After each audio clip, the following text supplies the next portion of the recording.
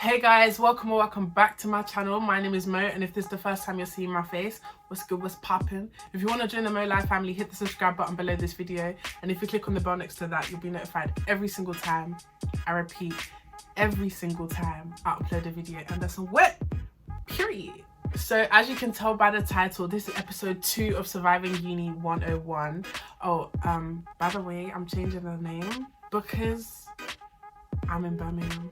I've decided to call it Surviving Uni 121. Today I'm going to be talking about the 5 top accommodations for students in Birmingham. This is my personal opinion. This is not sponsored. No one is giving me money off my rent for shouting them out. But this is information that I wish I had when I was moving to uni. Luckily for me, I came to the city and I explored some of the accommodations before picking, but obviously in a pandemic, people don't have the same privilege, so I just wanted to give you guys some insight so that you guys don't pick the wrong place and then you're stuck there for 12 months, because that right there, that one is not nice. It's not a nice one at all. So without further ado, I'm gonna just get straight into the video. Hey, Mom. Yeah? They wanna know Who's that girl? Who's that girl? She's that girl. Who's that girl? Right guys, so quick disclaimer, number 1, I go to BCU, so most of the accommodations I'm talking about, most if not all of the accommodations I'm talking about are within the city centre. So if you are applying to a uni like UOB, unless you're willing to commute, this video might not be the most helpful for you, because I don't really know any of the accommodations in like that side of town, if you get what I mean. If you go to Aston and you don't really want to live on campus, but I'll talk about all of that later, then this video will be really helpful. And even if you're in second year, you're already in uni, because a lot of accommodations aren't really doing tours right now because of this pandemic, this video should help you make your decision for where you want to live in second year. So quickly, I just want to talk about Aston University. Like I said, I go to BCU, so I'm not really in the best position to talk about on-campus living for Aston.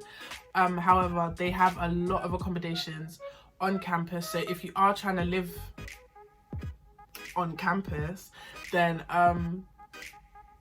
Mary Sturge, James Watt, William Murdoch, those 3 are on campus. Lakeside is not owned. Lakeside is an accommodation that's on Aston campus, but I don't believe it is owned by Aston, if you get what I mean. It's just on their campus. So if you are applying to BCU and you want to live at Lakeside, feel free.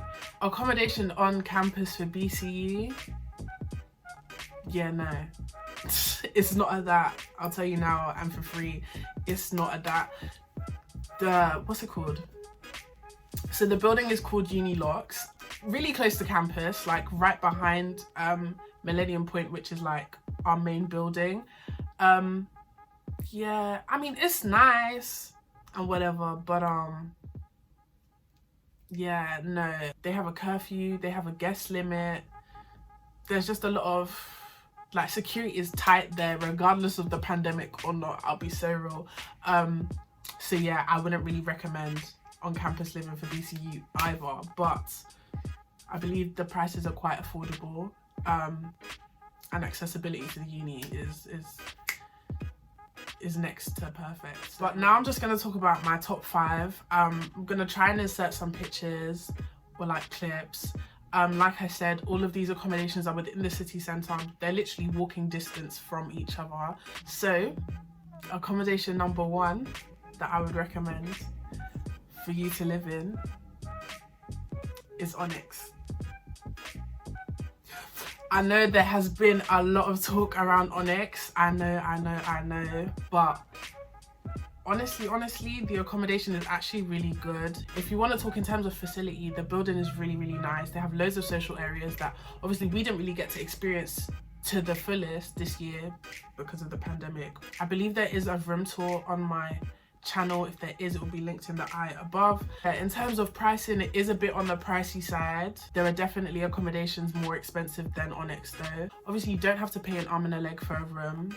The higher you go in the building, the more expensive the rooms are. So I'm currently in a bronze plus, I think.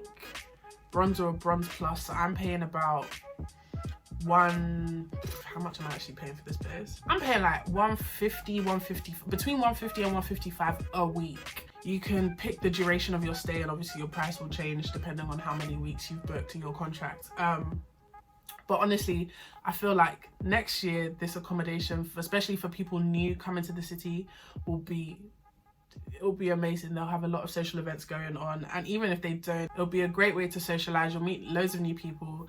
Even me, and I'm in my second year, I'll walk out and I'll meet new people that I haven't seen, people that actually go to my uni the same year as me that I have never met before in this building. So honestly, would highly recommend, especially for next year. Accommodation number 2 that I would recommend is Stanleyforth. Stanleyforth is a great accommodation. I lived there last year. Room tour will be linked in the eye above. If not, just scroll through my channel, you'll find it. But yeah, Stanleyforth again is pretty similar to Onyx in terms of the setup, the color scheme and everything. Really nice facilities. They also have a roof terrace. I didn't really mention this, but Onyx has like 2 roof terraces, or like roof gardens. Honestly, a great building in terms of facilities and the room sizing. Actually, the rooms are the room is slightly smaller than Onyx. I can't remember the exact square foot, but obviously if you go to do your research on it, you'll see all the square footing and everything. Price wise, Stanleyforth is cheaper than Onyx. However, inflation is real, so if the prices have gone up, they've gone up. It's a bit more expensive than other accommodations. However, I personally do think it's worth it. In terms of location, it's on the other side of Aston campus to BCU. It's about, probably, depending on your speed of walking, maybe like a 15-minute walk. And yeah, so I would also highly recommend Stanleyforth. So number 3 is an accommodation that's not really spoken about a lot. It's still within the city centre. It's about 5-minute walk from Stanleyforth and like that whole strip, if you know Birmingham, like that whole strip of accommodations. It's about a 5-minute walk from there, still 15 minutes from campus. However, I'm not too sure. I wouldn't say so. Like certain accommodations are like second year accommodations, and there are certain accommodations which I would say the residents are predominantly first year. Bentley is kind of mixed in terms of its residents. The facility is really good. I haven't really like explored it fully. The rooms are really nice. The kitchen is really nice. The aesthetic of the room is kind of wooden. I'm gonna try and insert some pictures for you guys so you can kind of see what I'm talking about. Like I said, location is still within the city centre. Still not too far from campus. In terms of price, it's around the same as Onyx and Stanleyforth. It's still on the pricey side, I guess, per week, but this is honestly worth it. I haven't heard like any bad stories about Bentley. I think it's quite a low-key accommodation. Like people just go there to live. Do you get? Like there are a couple, I don't want to say motives, but like in my time, saying that makes me sound so old, but like in the time I've been in the city, there have been a couple of motives there. Overall, it's a great accommodation, so I would rank it 3. So the accommodation coming in at 4th place would be New Bagot. So I say New Bagot because there are 2 Bagot accommodations literally next to Stanleyforth. The one directly next to Stanleyforth is Old Bagot. The one across the street from it is New Bagot, I believe. If I'm wrong, please someone comment down below. Let me actually check that. Yes, so I'm correct. New Bagot is the one across the street. That one has a Tesco like underneath it. So if you are like just walking around in Birmingham looking for accommodations to check out, the one with the Tesco underneath it is New Bagot. Old Bagot didn't come in my top 5. I would say somewhere around 7 or 8, somewhere there. In terms of my ranking, if I wanted to do like 10, but we're not doing that, we're only doing 5. New Bagot, I haven't lived at. Obviously, I've only been here 2 years, and the only comms I've lived at are Stanny and Onyx, so those are the only ones I can really talk about. However, I have been into the building. In terms of security, the security there is quite tight, I would say. Facilities, the living area is really nice. They decorate it for you, which is rare for an accommodation. A lot of accommodations would advertise it as decorated, but they don't actually have all of the stuff. I would say New Bagot is mixed in terms of the age of its residents. I don't think it's specifically a like first year or second year accommodations. The rooms are quite big and quite spacious. In terms of its distance from campus, like I said, most of the accommodations are quite near each other, so it's about 15-minute walk from campus, not too far from city centre either. Things that are close by in terms of like shopping and leisure, Aldi is also up the road. Most of the accommodations, Aldi is up the road from them. So the last and final accommodation I want to talk at, coming in at number 5, is Nido or Nido or Nido, however you want to pronounce it. But when I was in first year, my perception of it was that it was the second year accommodation. However, this year a lot of first years do live there. Security is like, maybe because of the pandemic, security is a little bit tighter this year, but last year's security was like nothing.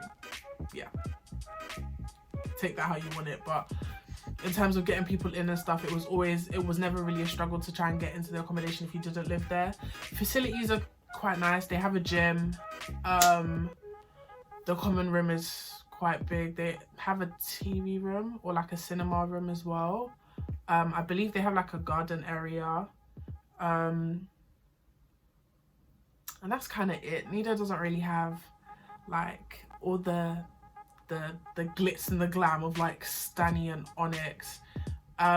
In terms of its pricing, it's a lot cheaper. It's probably the cheapest out of my top 5. The rooms are big. The rooms are actually quite big. They do studios and stuff. Most of these accommodations all do studios, so if you do want to live by yourself, that is an option. The kitchens are alright. Like I said, no pizzazz, no glitz and glams. It's just an accommodation. Like, that's it. Do you get? So yeah, that's kind of it. But yeah guys, those are my top 5 accommodations. If you have any questions in regards to accoms, or you want any more information, leave that in the comment section below, and I'll try and respond to everyone and, you know, answer your questions if you have any. That's kind of it from me. I hope you guys enjoyed this video. I hope it was helpful. Give this video a like, share it, comment, and I guess I'll just see you guys in the next one.